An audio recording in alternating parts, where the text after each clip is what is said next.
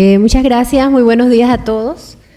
Para mí es un placer estar aquí nuevamente. Agradezco mucho al comité organizador de poder estar de forma presencial aquí y con todas las otras personas que están conectadas de forma remota. Nuestro tema de hoy es infecciones oportunistas en COVID-19. No tengo conflictos que declarar con respecto a esta conferencia. Vamos a darle una breve mirada a nuestra agenda. Vamos a hablar sobre ciertos conceptos para aclarar cómo va a estar estructurada nuestra conferencia. Luego hablaremos de coinfecciones e infecciones secundarias y por último de infecciones fúngicas y pues al final unas conclusiones breves. Vamos primero a aclarar los puntos sobre infecciones asociadas a COVID-19. Tenemos aquí un esquema que lo hemos hecho. Ustedes pueden encontrar a veces dentro de la literatura y dentro de revisiones diversos términos de infecciones asociadas a COVID-19.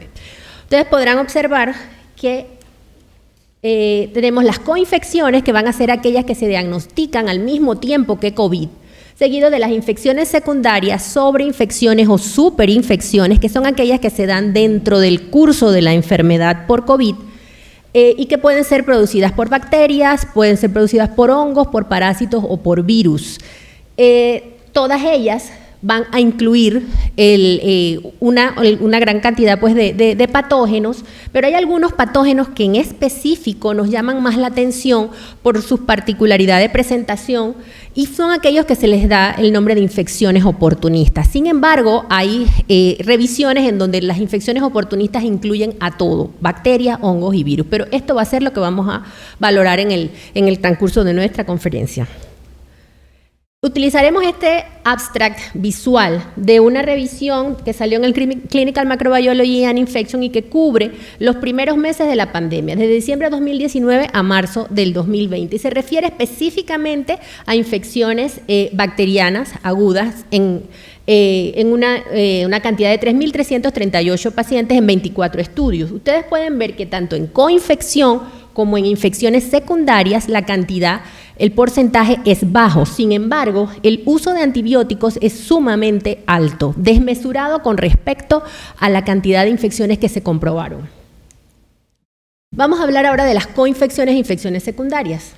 Este es un estudio de España. García Vidal es un grupo de España que abarca los primeros días de la pandemia, de febrero a abril de 2020. Es muy temprano en la pandemia, pero ya para ese tiempo en España había más de 250.000 casos.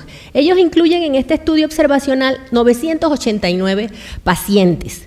Ustedes observan que para las coinfecciones el porcentaje fue bajo, 3.1%, y las infecciones que más encontraron fueron las neumonías adquiridas de la comunidad y los patógenos característicos de neumonías comunitarias, pues como el Streptococcus pneumoniae y el Staphylococcus aureus. Para las sobreinfecciones, superinfecciones, infecciones nosocomiales, un 4.7%. Las infecciones que más detectaron fueron las bacteriemias y las neumonías asociadas a la ventilación, y vemos que nuevamente pues, resaltan los patógenos conocidos, Staph aureus y Pseudomonas aeruginosa. Esta es una revisión sistemática de un grupo de Wisconsin. Ustedes ven, tienen una gran cantidad de pacientes con coinfección, 1910, y de superinfección, 480. Los números son diferentes. En cuanto a coinfecciones, 19%, en cuanto a sobreinfecciones, 24%, más alto que lo que encontró García Vidal en España. Y observamos aquí otra diferencia, que los patógenos más comunes fueron los virus en cuanto a coinfecciones. En cuanto a las sobreinfecciones, el Acinetobacter, la Pseudomonas, y en cuanto a los hongos, Aspergillus y Candida. Esta es una cohorte retrospectiva de Brasil, donde ustedes pueden observar que ellos hicieron un estudio en 4 hospitales, 4 unidades de cuidados intensivos en Curitiba, Brasil.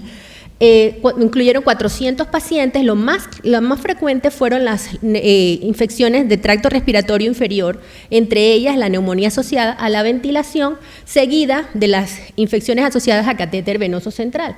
Y lo que tengo resaltado es el Acinetobacter baumannii, que ha sido un problema grande en varios hospitales del mundo, y ustedes observan que de acuerdo a sus características es de los primeros en encontrarse en frecuencia, y todos, la totalidad de los Acinetobacter que ellos lograron aislar, tanto en neumonía como en bacteriemia, eran resistentes a carbapenemes. Y el número también, 31% de infecciones secundarias. Entonces, podríamos hablar de muchos, hay muchos estudios que se han visto sobre eso y nos van a dar resultados diferentes, los resumimos en este cuadro. Un rango entre coinfección y sobreinfección, que ustedes ven que vamos a tener más sobreinfecciones que coinfecciones. Pero aún así, aunque el rango es amplio, la cantidad es baja. Entre las coinfecciones, los patógenos regulares de infección comunitaria, aureus, Streptococcus pneumoniae, Klebsiella pneumoniae, entre los virus, influenza A, rinovirus y sincitial, como coinfectantes. Dentro de las infecciones secundarias, patógenos característicos de infecciones nosocomiales. Y dentro de los hongos, albicans y aspergillus. Esta es una revisión del 2020. Todos los artículos del 2020 que ellos revisaron, hicieron una revisión publicado desde enero hasta diciembre. Yo no voy a repetirles sobre los hallazgos en cuanto a patógenos, que ya lo hemos visto, sino que lo que quiero que veamos aquí, es la comparación con otros virus. Tenemos las infecciones pulmonares secundarias bacterianas que en esta revisión fueron de un 16%. Lo comparamos con la influenza H1N1 pandémica, la del 2009, y fueron de 7%, o sea que fueron más bajas que lo que se encontró ahora. Mientras que las infecciones pulmonares secundarias fueron de un 6.3%, comparado contra la influenza estacional de un 14%. Otra comparación con influenza. Este es un estudio muy interesante porque ellos compararon este grupo europeo multicéntrico, que ustedes observan que están comparando pacientes que ingresaron a cuidados intensivos con COVID, ingresaron con influenza o sin ninguna infección viral. Y en todos los grupos, ustedes ven allá en la gráfica, que las infecciones relacionadas con la ventilación mecánica fueron significativamente mayores siempre en COVID comparado con los demás, en todos los tipos de infección relacionada con la ventilación. Acá nada más es para decir que entre los patógenos, aquí tenemos el SARS, el COVID, la enfermedad por COVID, los patógenos más aislados dentro de esas enfermedades respiratorias del tracto respiratorio inferior, todos fueron gram negativos, como en los tres grupos. Vamos ahora con las infecciones fúngicas, que dentro de este contexto son las infecciones que se consideran oportunistas. Y vamos a ver dentro de los que se ha estado hablando durante toda la mañana, que el paciente con COVID está expuesto dentro de su manejo a muchos medicamentos que son inmunosupresores, principalmente corticoides, pero también muchos medicamentos inmunomoduladores, inmunosupresores biológicos. Y ustedes pueden observar todos los números, las referencias de todas las infecciones oportunistas que se encuentran ya relacionadas con el uso de estos medicamentos. Hay infecciones fúngicas, hay infecciones parasitarias como estrongilodiasis, y algunos virus, citomegalovirus como herpes y herpes simple también. Sin embargo, lo más frecuente son las infecciones fúngicas. Y nosotros vamos a hablar de dos infecciones fúngicas específicamente. De entre ellas vamos a hablar de la CAPA. CAPA es la aspergilosis pulmonar relacionada a COVID. Ya se sabía, ya nosotros sabíamos que los pacientes que desarrollan un síndrome agudo de dificultad respiratoria, el ARDS, relacionado a infecciones virales, están en riesgo de tener una aspergilosis pulmonar. Lo sabíamos por la influenza. En este caso, la condición se llama IAPA, porque es relacionada a influenza. Entonces ya eso lo sabíamos anteriormente y se ve se repite con el COVID. Sin embargo, reviste ciertas condiciones que son particulares. En cuanto a incidencia, pues 2.5 a 35%, un rango amplio. Y la mortalidad altísima, 33 a 80%. O sea, el paciente que tiene CAPA, el paciente con CAPA tiene más riesgo de morir que el paciente con COVID que no tiene aspergilosis. Entonces, hay problemas. ¿Por qué razón? Porque los hallazgos con los que uno normalmente podría hacer un diagnóstico de aspergilosis pulmonar se superponen con los hallazgos del COVID grave. Los hallazgos imagenológicos van a ser similares a los de COVID-19, ciertas pruebas que uno utiliza para hacer el diagnóstico de aspergilosis pulmonar, por ejemplo, el galactomannan en el suero, tiene una baja sensibilidad en el paciente con CAPA. Y pues en este caso el reto diagnóstico es amplio y se considera que se está sobrediagnosticando. Aquí vamos a comparar la IAPA con el CAPA, no vamos a ver todos los datos, solo lo que tenemos aquí en las flechas. ¿Qué cosas hay importantes? En la IAPA, la aspergilosis pulmonar se suele ver mucho más temprano, después de la intubación o del diagnóstico de COVID, que en el caso de CAPA. Entre 2 a 3 días en IAPA y 6 días, alrededor de 6 días en CAPA. Para el uso del galactomannan es mucho más sensible en IAPA que en CAPA. En cuanto a la mortalidad, sí se coincide que hay mucho más, hay una mayor mortalidad en el paciente que tiene la aspergilosis pulmonar, tanto en influenza como en COVID. Entonces, las pruebas diagnósticas, y aquí yo quiero decir, esto lo tomamos de un consenso europeo para dar ayuda sobre el diagnóstico difícil de la CAPA. Entonces, quiero aclarar que el diagnóstico no es diferente, sencillamente hay algunas acotaciones especiales en esta entidad relacionada con COVID. Por ejemplo, las broncoscopías, ustedes saben que son de uso escaso dentro de la condición de COVID-19 por el hecho de que generan aerosoles, exponen al riesgo al personal y al resto de los pacientes. O sea que muchas veces el diagnóstico se hace con otro tipo de muestras no obtenidas a través de broncoscopía, y que pueden ser cuestionadas por el hecho de que no estamos sabiendo si eso fue una muestra que se contaminó y que realmente estamos viendo una colonización y no una infección. Habíamos hablado también del hecho de que no se puede, de que la sensibilidad del galactomannan es baja, y la biopsia de pulmón, pues en un paciente gravemente enfermo, es algo que muchas veces no se va a hacer.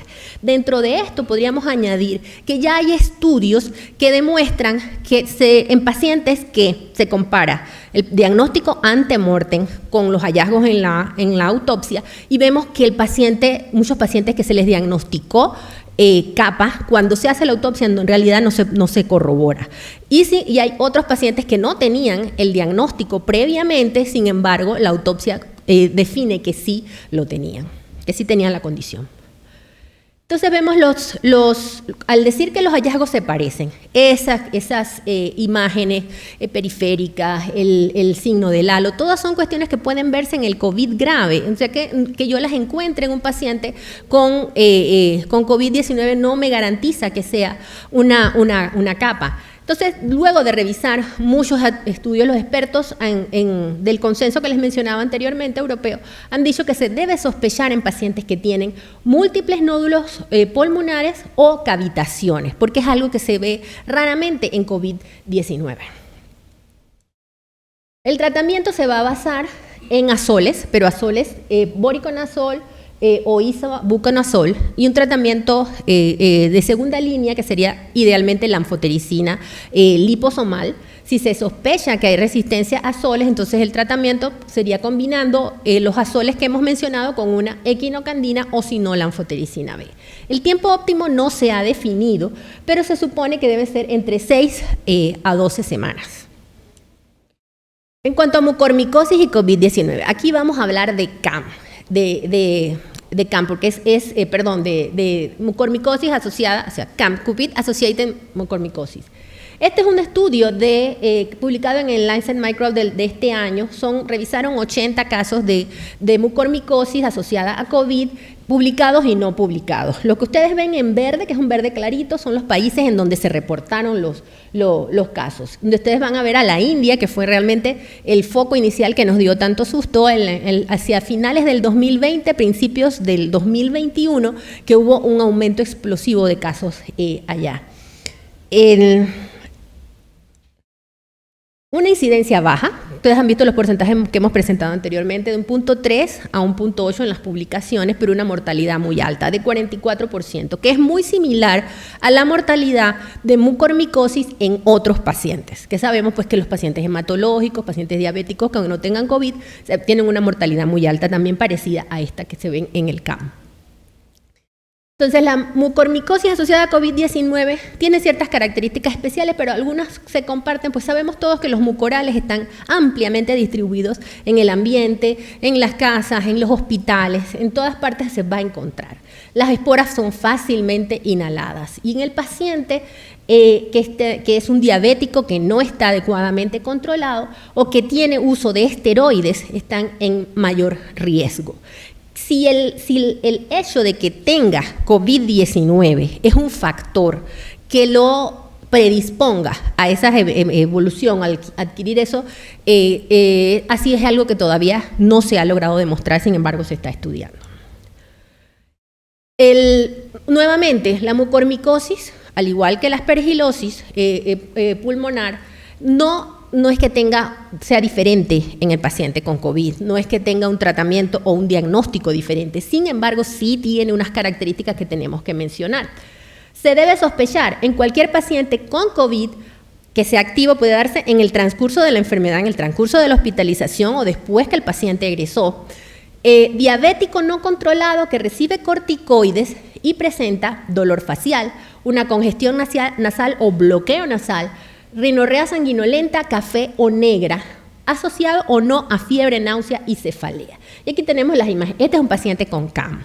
Fíjense, el edema, aunque no se ve muy bien, alrededor de la nariz, siempre están implicados los senos paranasales, la quemosis en el ojo, la úlcera necrótica en el paladar. Y acá en las imágenes el compromiso de los senos paranasales. Ven que están ocupados principalmente los senos maxilares.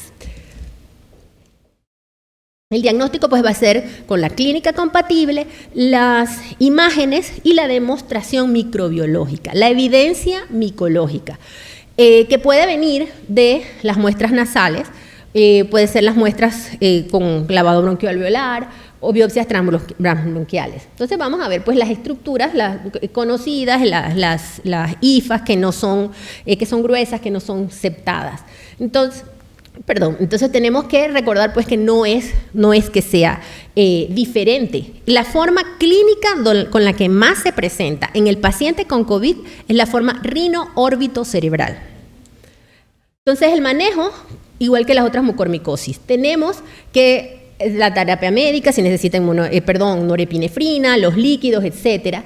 La parte quirúrgica, el debridamiento extenso de los tejidos afectados, que puede incluir nucleación del ojo, eliminar un lóbulo pulmonar, y el control de los factores de riesgo, la diabetes descompensada, reducir los esteroides y los inmunomoduladores. El tratamiento va a ser basarse en anfotericina liposomal idealmente. Si no está la liposomal, la anfotericina B. Si el paciente, eso por unas 3 a 6 semanas, después de las cuales, si el paciente mejoró, se puede pasar a vía oral con los azoles, isavuconazol o posaconazol, pero si no mejora y progresa, se puede pensar en aumentar la dosis de anfotericina o pasar al uso de azoles. Esta es una serie de la India. Observen el tiempo, entre enero a marzo del 2021 hicieron una revisión de 47 casos. La mayor parte de los pacientes en la edad promedio, 55 años, 77% diabéticos. El diagnóstico de COVID, entre el diagnóstico de COVID y el diagnóstico de mucormicosis, entre 12 a más o menos 5 días. 23.4 fallecieron y prácticamente todos con diabetes no controlada al momento del diagnóstico. Vemos, también es paciente de este grupo. La úlcera necrótica en el paladar, la ocupación, el compromiso de los senos paranasales, ya hay parte en la órbita está comprometida y se observa también el refuerzo del absceso cerebral. Entonces, lo que más se encontró en esta serie de 47 pacientes fue la congestión nasal, la cefalea, el compromiso de los senos paranasales. Este es un estudio de Chile, del grupo de Ricardo Ravagliati. Ellos vieron no solamente mucormicosis, no solamente aspergilosis, sino todas las infecciones invasoras micóticas asociadas a COVID. Y los hongos que identificaron fueron aspergillus en primer lugar, rhizopus y pseudosporium. Entonces ya llegamos a las conclusiones. Vemos pues que hay varias infecciones asociadas. La incidencia de coinfecciones y sobreinfecciones en pacientes con COVID es baja. Sin embargo, el uso de antibióticos ha sido exagerado y eso ya tiene consecuencias importantes y visibles. Las principales infecciones son de las vías respiratorias, predominan los patógenos comunitarios en las coinfecciones, como era de esperarse, y los patógenos usuales relacionados con infecciones nosocomiales en las infecciones secundarias. Entre las infecciones oportunistas, las más frecuentes son las fúngicas y se asocian a alta mortalidad. Capa es la más común y, como ya vimos, su diagnóstico es difícil. Y la mucormicosis asociada a COVID se da principalmente en pacientes diabéticos no controlados con uso de corticoides, y la forma más común es la rino-órbito-cerebral.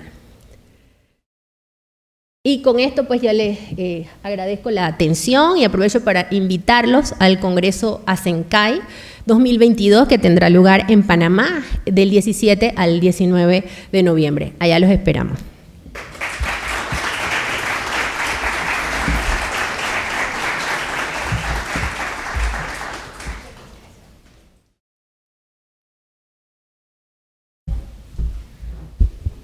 Muchísimas gracias a la doctora María Eugenia. A continuación tenemos a la doctora María del Rosario Espinosa Mora. Ella es especialista en medicina interna, terapia intensiva e inmunología clínica médica. Tiene un doctorado académico en ciencias naturales con énfasis en inmunología experimental y un posgrado en neurobiología molecular de la Universidad de Hamburgo. Asimismo, tiene un doctorado académico en medicina con énfasis en investigación clínica de la Universidad de Sarre en Alemania, tiene una maestría académica en bioquímica de la Universidad de Costa Rica y una maestría en enfermedades parasitarias tropicales de la Universidad de Valencia, España. Actualmente se desempeña como inmunóloga clínica e internista en el Hospital Dr. Rafael Ángel Calderón Guardia de la Caja Costarricense del Seguro Social y como profesora de grado y posgrado e investigadora de la Facultad de Medicina de la Universidad de Costa Rica. A la doctora la vamos a tener con la importancia de la profilaxis contra COVID en pacientes de alto riesgo. Bienvenida, doctora Espinosa. Buenas. Hola. Bueno, un placer estar aquí con ustedes. Y para pasar simplemente empiezo así, ¿verdad, chicos? Nada más le paso la primera, o usted me la pone. ¿Listo? Ok. Bueno, muchas gracias. Yo voy a hablarles un poco acerca de los nuevos avances en inmunoprofilaxis. Básicamente la charla está dirigida a entender un poco sobre los nuevos anticuerpos monoclonales que se utilizan como profilaxis de tipo pasivo en ciertos pacientes de riesgo que no responden bien a las vacunas. Sin embargo, voy a hacer una pequeña recapitulación de hasta dónde estamos ahora con la inmunoterapia en relación con COVID y algunas otras notas interesantes al respecto. Estos son mis conflictos de interés, tengo muchos, así que mejor los declaro, ¿verdad? Entonces, aquí tenemos que las inmunoterapias probadas contra coronavirus ya han sido estudiadas ampliamente en otros síndromes, ¿verdad? Muchas de las cosas que estamos aplicando ahorita o que se aplicaron durante la pandemia, cuando no sabíamos mucho qué hacer, eran tratamientos inmunoterapéuticos que se habían utilizado en otras enfermedades y hemos tenido bastante éxito con algunas, ¿verdad? Entonces teníamos ya un arsenal bastante amplio en el segundo año de la pandemia, constituido por antivirales, anticuerpos monoclonales y anticuerpos policlonales. El motivo de esta charla es básicamente hablarles un poco de cuáles son esos anticuerpos monoclonales. Ahí tenemos entonces una gran cantidad de sustancias de la inmunidad que se estaban liberando en ese proceso inflamatorio relacionado con SARS-CoV-2 y la oportunidad que vimos de aplicar ciertos antiinflamatorios y ciertas moléculas biológicas para frenar esos procesos, ¿verdad? Entonces, estuvimos atacando la vía de la interleuquina 6, la vía de las neuroquininas, las vías del complemento, ¿verdad? Los interferones, etcétera, etcétera. Entonces, con mayor o menor éxito, se aplicaron terapias ya conocidas al respecto, pero también se sintetizaron otras. Después llegó, se hizo realidad la gran esperanza humana con las vacunas de COVID, todas tuvieron alguna relación en lo que fue proteger a la población mundial contra la expansión, ¿verdad? Y contra la muerte y la hospitalización, independientemente de la vacuna que fuera y que se aplicó en los países, pues tuvo con menor o mayor éxito una cobertura poblacional, digamos, sobre todo contra la hospitalización y el desarrollo de COVID severo, ¿verdad? Unas más que otras, ¿verdad? Pero ya esto pudo y sigue salvando millones de vidas, ¿verdad? Sin embargo, después entonces estuvimos confrontados con nuevas cepas más virulentas, el virus rápidamente mutó, entonces tuvimos, por ejemplo, la cepa Delta, en donde hubo una gran mortalidad en diferentes países. Ahora tenemos la Omicron y algunas otras variantes de interés que han ido surgiendo. Ahora la Omicron particularmente con sus características de ser más invasiva, de provocar unos cuadros que son, se dice, bueno, resistentes, entre comillas, a la vacunación, y que vamos ahora a hablar un poquito más de eso. Y entonces ya empezamos a ver que la primovacunación con las dosis iniciales que se aplicaron de la mayoría de las vacunas, resulta que no se prolongaba en el tiempo todo lo que hubiéramos deseado. Entonces, y no solo eso, sino que ya contra las variantes patogénicas nuevas, como que la protección se iba perdiendo, ¿verdad? Sobre todo para algunos tipos de vacunas. Entonces, en ese caso, ya hubo una estrategia de boosting, ¿verdad? Con una tercera dosis. Y luego vino Omicron, ¿verdad? Con lo que ya sabemos al respecto, que sí es preocupante, que tuvo un aumento de la transmisibilidad, aunque la gravedad era disminuida, igualmente se vio que tenían las vacunas aplicadas, disminuía la protección, y entonces las personas que se habían vacunado ya inclusive con 3 dosis, y hay ya datos de que con 4 dosis igual se han infectado, y no solo eso, sino también reinfectado. Entonces, esto planteaba ya un problema, sobre todo para pacientes que no habían generado una buena inmunidad contra las vacunas existentes. Después vino COVID prolongado, ya tuvimos una charla al respecto, era muy interesante todo lo que se comentó, con todo lo que eso significa desde el punto de vista económico para un sistema de salud, por el tiempo que esas personas duran con síntomas, ¿verdad? Y también con el problema de las incapacidades prolongadas y de todas las secuelas que esto origina, ¿verdad? Que ya nos explicaron en la charla pasada. Entonces, para esto no existe en la actualidad un tratamiento farmacológico específico, y nosotros en inmunología hemos recibido bastantes pacientes con síndromes autoinmunes posterior a el COVID prolongado. Entonces, ¿cuál es la efectividad real de las vacunas en contra SARS-CoV-2 en personas con comorbilidades? ¿Verdad? Ya tenemos estudios al respecto del mundo real, con datos con grandes poblaciones de pacientes, y bueno, esos estudios también arrojaron que ciertamente las vacunas son altamente efectivas ya en el campo poblacional, pero que siempre hay poblaciones que se van a mantener con riesgo, ¿verdad? Y siguen siendo los adultos mayores de 65 años, los inmunodeprimidos por cualquier causa, ¿verdad?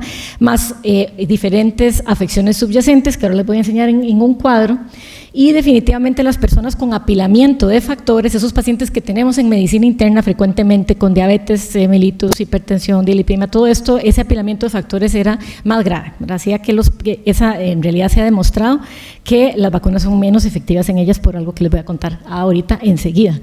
¿Cómo ven? Bueno, esto es un estudio de los primeros que se hizo en Estados Unidos, donde se analizaron los pacientes ya vacunados que habían recibido segunda dosis, y entonces, ¿qué pasó con ellos? ¿Verdad? ¿Cómo fue el curso después cuando se confrontaron al patógeno?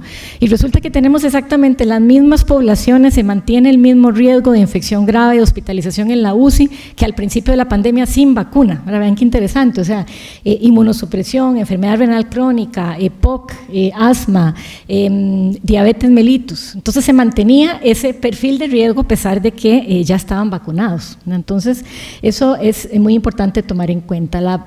También es importante que la mayoría de los estudios, bueno, cuando se estaban haciendo los estudios de las vacunas, fue excluida la población inmunodeficiente o inmunodeprimida. Entonces esos datos vinieron después más bien del tiempo real, ¿verdad? Del análisis de la práctica clínica habitual.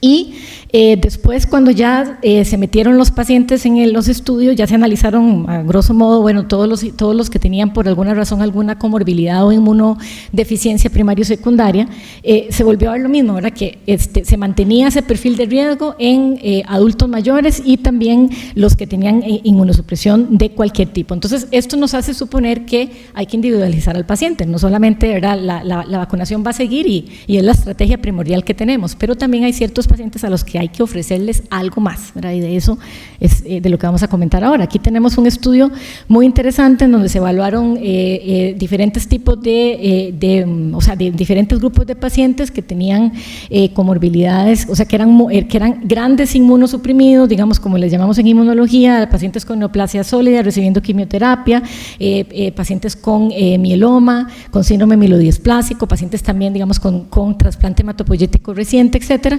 Y entonces ahí ya perfilamos ciertos grupos que dentro de los inmunosuprimidos son todavía más complejos, digamos, que tienen un perfil de riesgo mayor, ¿verdad? Y estos son los que tienen algún defecto en las células B, ¿verdad? Ya sea una leucemia linfocítica crónica, un mieloma múltiple, un linfoma no Hodgkin. Estos son los que levantan menor respuesta serológica a las vacunaciones, como pueden ver en ese gráfico, ¿verdad? Ya analizado esos subgrupos, entonces se vio que en el análisis, digamos, de asociaciones, se vio que, bueno, a los que peor les iba con la seroconversión eran los pacientes trasplantados, hematopoyéticos, pero también de órganos sólidos. Eso se demostró en otro estudio que, digamos, demostró la parte de la relación con el trasplante de órgano sólido renal y también hepático, y también, bueno, en este caso un factor de riesgo muy importante por aparte, ¿verdad?, independiente, es la LLC, ¿verdad?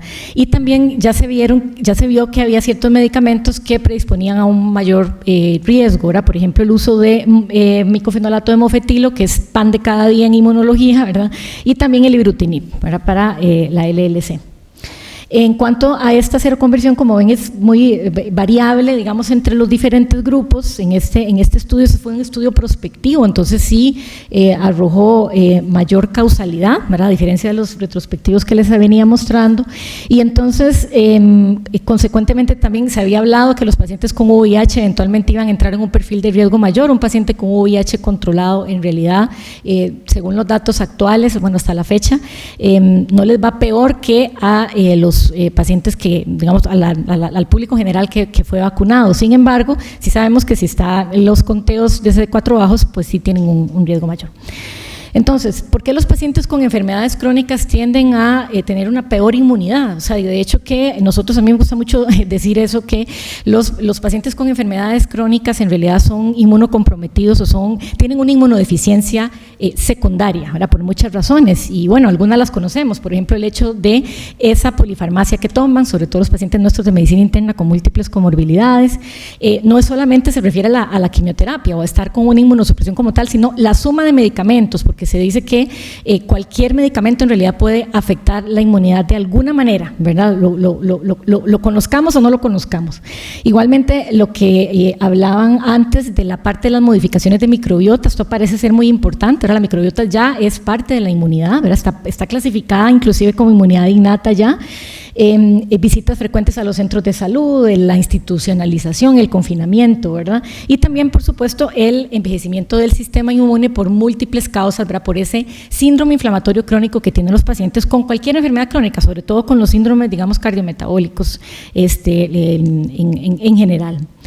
Y bueno, también tenemos condicionantes de la respuesta a las vacunas, que en todos los pacientes, en todas las personas, ¿verdad?, va a ser diferente, aún en sanos. Nunca se sabe cómo va a reaccionar alguien a una vacuna, ¿verdad? Eso depende de la naturaleza del antígeno, de la aplicación, ¿verdad?, del intervalo que haya entre una y otra, pero también es muy importante el impacto de las terapias y de las enfermedades crónicas que esos pacientes tienen. La parte de inmunosupresión a largo plazo, en esto no voy a meterme porque eso es lo más evidente: pacientes con quimioterapia, pacientes que reciben los múltiples fármacos que hay en este aspecto, biológicos y no biológicos, ¿verdad?, que tienen un efecto inmunosupresor o inmunomodulador. Los inmunomoduladores también pueden inducir modificaciones en la respuesta a las vacunas y a la seroconversión, y muy importante, digamos, las dosis de esteroides prolongadas, ¿verdad?, a dosis moderadas o dosis, digamos, altas.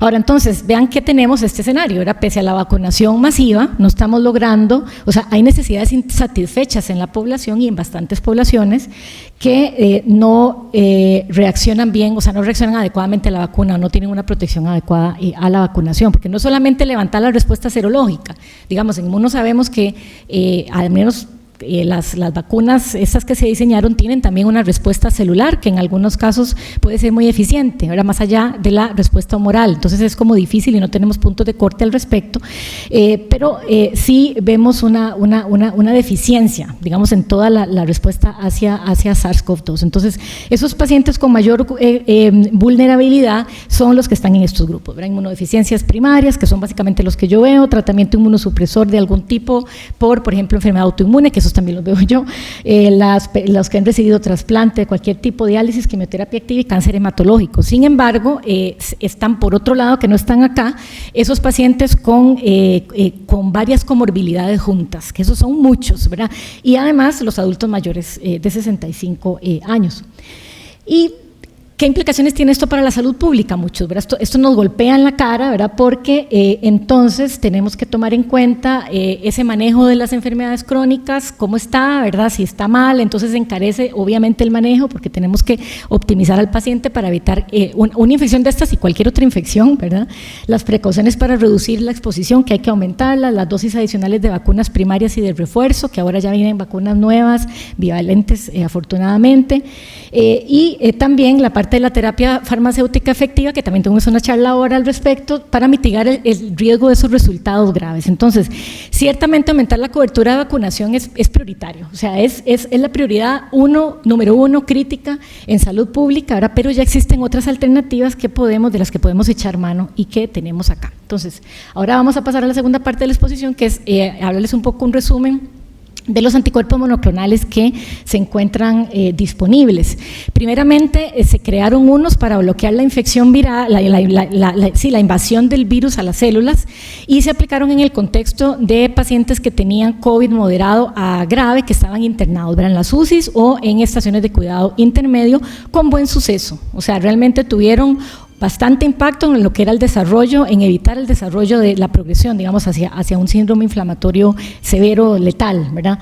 En este caso son de tratamiento, anticuerpos de tratamiento, pero después, como cuando vino el Omicron, se vio que ya la mayoría de esos anticuerpos nuevos, ¿verdad?, no tenían un efecto o sea, ya no era tan reproducible el efecto que con las cepas anteriores, ¿verdad? Entonces, la mayoría de los anticuerpos monoclonales terapéuticos dirigidos resulta que son menos efectivos contra Omicron, ¿verdad? Entonces vean qué problema, ¿verdad? Porque la variante Omicron se multiplica 70 veces más rápido que la Delta, tiene una mayor propensión al escape inmune por diferentes vías, ¿verdad? Y entonces nos limita otra vez las opciones terapéuticas, ¿verdad? Porque esa variante tiene, al tener, digamos, ese escape inmunológico, entonces plantea otra vez otro quebradero de cabeza. Entonces, en esto, bueno, surgió otra nueva opción en la cancha, ¿verdad? El nuevo chico de la cuadra, como dicen, ¿verdad? Que tenemos actualmente, que son dos anticuerpos monoclonales humanos que fueron descubiertos en el Vanderbilt University Medical Center y se derivaron de células B donadas por pacientes que habían sido convalecientes de COVID. Entonces, esos anticuerpos se detectaron, o sea, que tenían una alta afinidad por dos partes de la proteína S de SARS-CoV-2, y entonces el laboratorio de AstraZeneca los patentó para combinar, digamos, esos dos tipos de anticuerpos que se llama Tixagevimab y Silgavimab, corto Tixa-Silga, ¿verdad?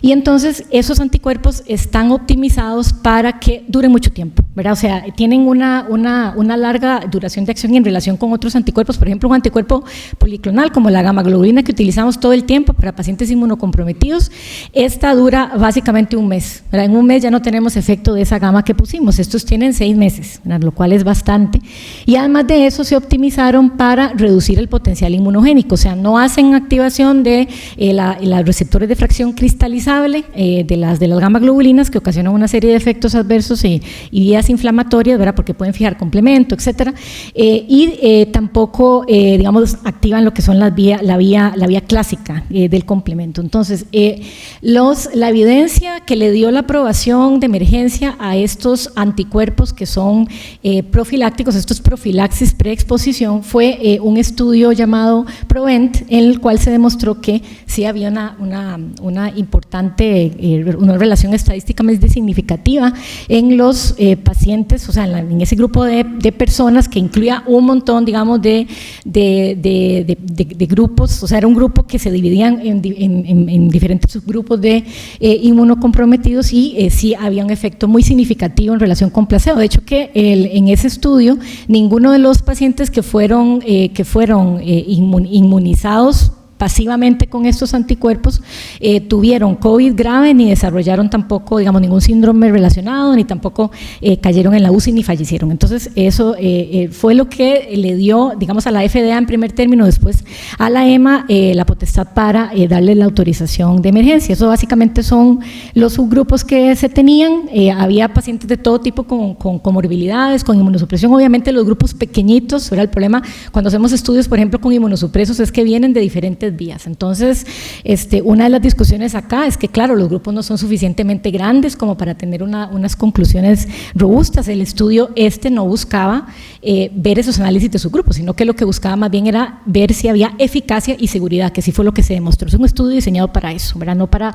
ver, digamos, la potencia ya a nivel de cada subgrupo. Sin embargo, sí se incluyeron personas que tenían insuficiencia renal, ¿verdad? Por ejemplo, 270 pacientes, adultos mayores, y hubo una muestra muy significativa, ¿verdad? Más de 2.000 personas participando con COP de 200, etcétera. Entonces ahí tenemos básicamente la distribución. Con los inmunocomprometidos sí cuesta más, digamos, sobre todo los primarios, porque son patologías raras y huérfanas, entonces nunca vamos a reunir grupos grandes y representativos de pacientes. Entonces, de eso se derivó la primera indicación para estos anticuerpos, que fue para la prevención de COVID en adultos y adolescentes de 12 años o más, ¿verdad? Que pesaran más de 40 kilogramos, que tuvieran compromiso inmunitario de moderado a grave, que ahora vamos a ver qué quiere decir la FDA con moderado a grave, ¿verdad?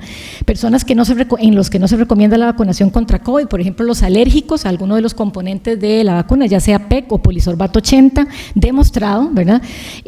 Pues, pacientes que no deben, o sea, y la otra característica es que no deben estar infectados y no deben haber tenido una exposición previa a SARS-CoV-2 o tener a alguien enfermo, digamos, en la casa. Entonces, bueno, eso fue lo primero. Y en el estudio, ahora como está diseñado para ver seguridad y eficacia, la seguridad sí fue muy alta. Lo que se presentó fueron estos anticuerpos se dan a nivel intramuscular, y lo que tuvo de complicaciones fue sencillamente lo que siempre vemos, digamos, cuando aplicamos anticuerpos monoclonales subcutáneo o por vía intramuscular, o sea, reacciones locales, ¿verdad? Que no tienen mucha digamos, sin mucha complicación, y muy pocas, digamos, reacciones inmunológicas complejas. O sea, en realidad fue bastante bien tolerado. Y sí, importante recalcar eso, ¿verdad? Que no hubo casos de COVID grave o muertes en ese grupo que fue inmunizado pasivamente.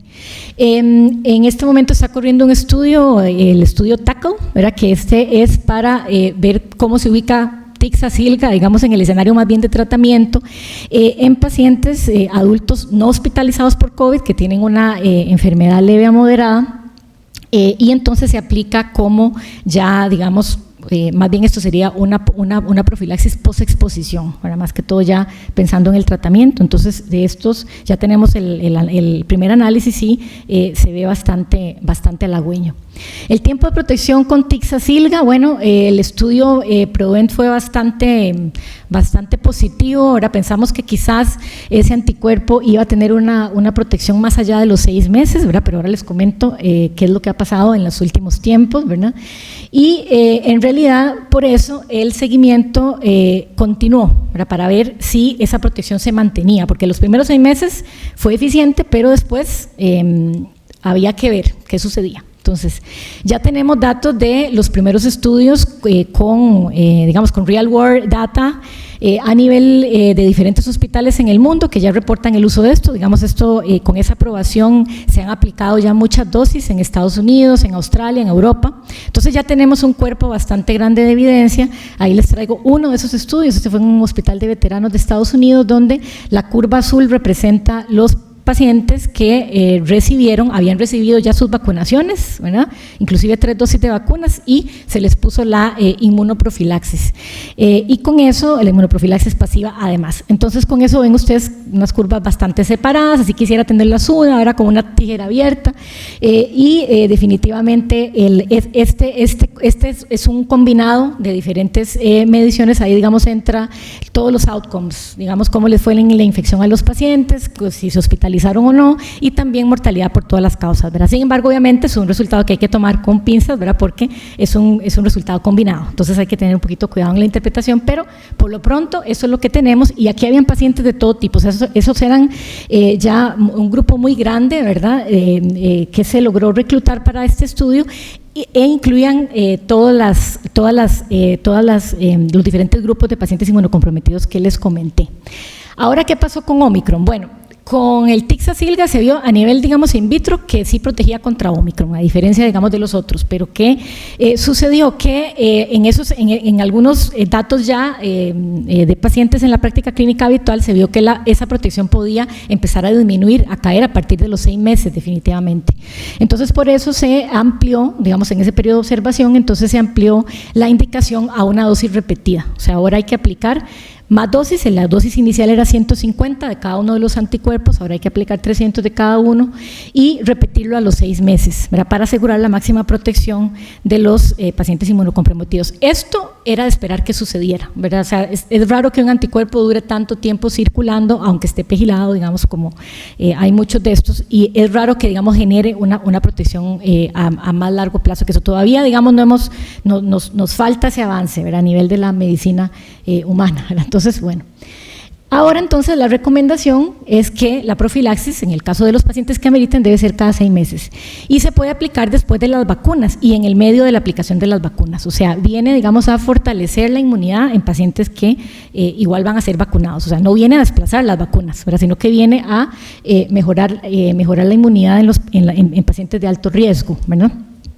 Y esas son las directrices actuales en donde se mantienen las iniciales, ¿verdad? Pacientes entre mayores de 12 años, ¿verdad? Que tengan cierto peso, los que no tengan infección con SARS-CoV-2 ni han estado expuestos, ¿verdad? Al virus, y los que están comprometidos de manera moderada a severa, ¿verdad?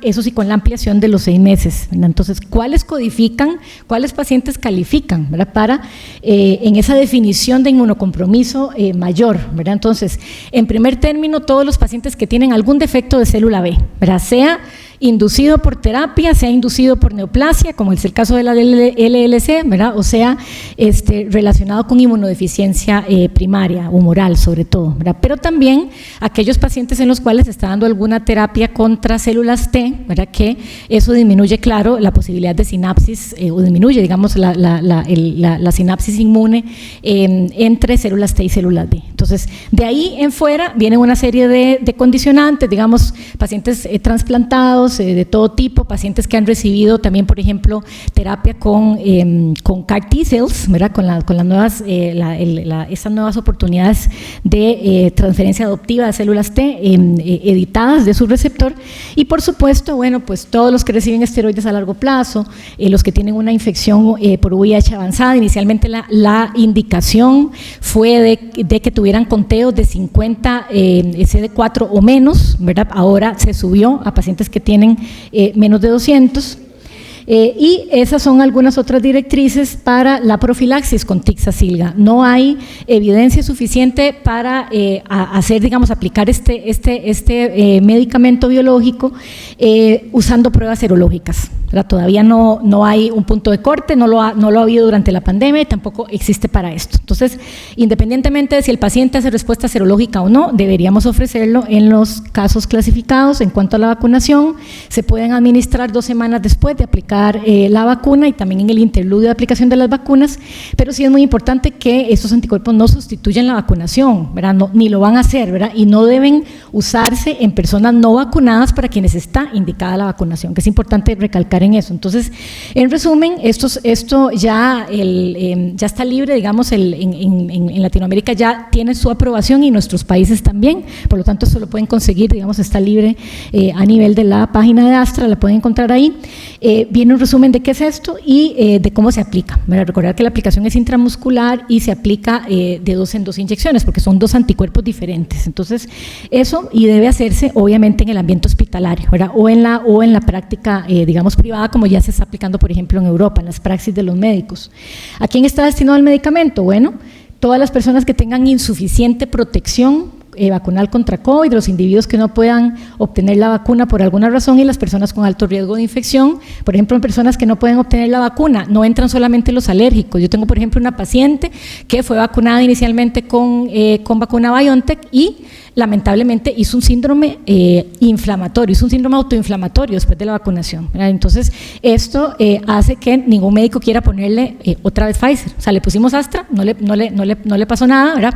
Pero sí quedó con mucha secuela ella y tiene su polineuropatía. Entonces, nadie se atreve a ponerle Pfizer, ni yo que soy pro vacunas 1000 por 1000, ¿verdad? Abanderada de eso, porque si no hubiera hecho inmunología, ni siquiera yo se la quiero aplicar. Entonces, esa es una paciente que se quedó con 2 dosis contra COVID, porque en este momento no estamos poniendo otra vacuna en Costa Rica que no sea Pfizer. Entonces, vean, es uno de los casos, ¿verdad?, que podrían calificar para esto, ¿verdad?